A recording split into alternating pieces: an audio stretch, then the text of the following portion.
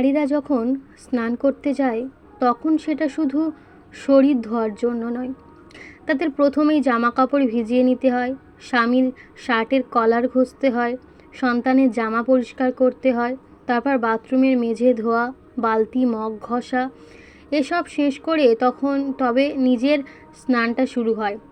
তুমি তখন জিজ্ঞেস করো, স্নান করতে এত দেরি কেন? রান্নাঘরে গিয়ে দেখো শাকসবজি ধুয়ে কেটে রাখা, মশলা বের করা, ময়দা মাখা, দই ঘেটে ঘি বানানো, এসব কাজের ফাঁকেই বারবার হাত ধোয়া, বাসন মোছা। তুমি জিজ্ঞেস করো, এতক্ষণ ধরে কি করছো? বাজারে গেলে তারা প্রতিটি সবজি, প্রতিটি ফল হাতে নিয়ে দেখে, ভালোটা বেছে নেয়।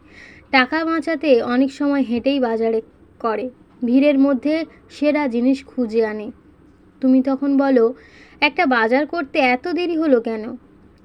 সন্তান স্বামী বাইরে গেলে তারা খাটের চাদর গুছিয়ে দেয়, সোফার কুশন সোজা করে, ফ্রিজে বাজারের জিনিস রাখে, কাপড় ইস্ত্রি করে, গাছের গোড়ায় জল দেয়, বাসন ধুয়ে জায়গা মতো রাখে, ঘর পরিষ্কার করে।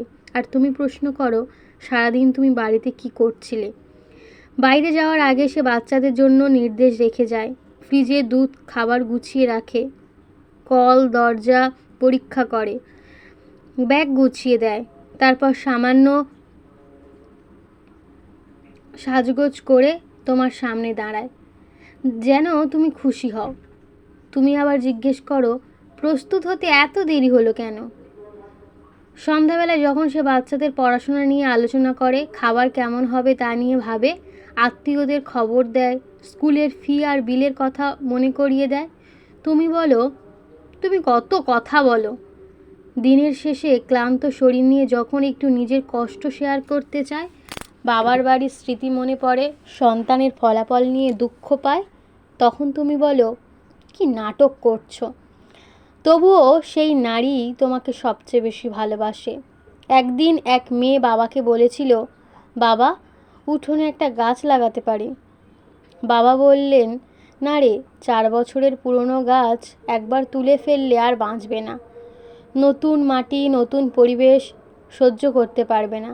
মেয়েটি উত্তর দিল, বাবা, তুমি তো আমাকে 22 বছর ধরে বড় করেছো, এখন আমাকে অন্য পরিবেশে, অন্য বাড়িতে পাঠাচ্ছ, আমি কিভাবে বাঁচব?